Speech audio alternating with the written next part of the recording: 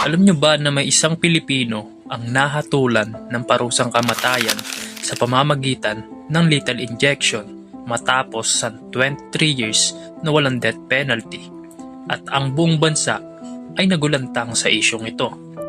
Si Leo Echegaray, tinaguriang Baby Echegaray case, ay inakusahan ng panggagahasa sa sarili nitong anak noong 1994. Ang kaso niya sumabog sa media at puso ng bawat Pilipino.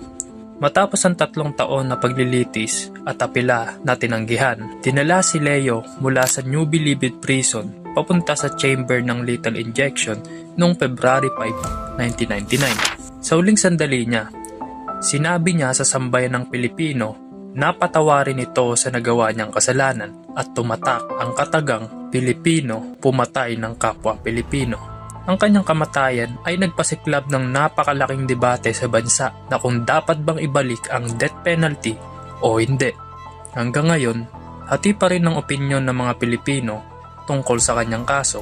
Si Leo Echegaray ay hindi lang isang pangalan sa kasaysayan, kundi simbolo ito ng kontrobersyal at moral dilemma ng bansa.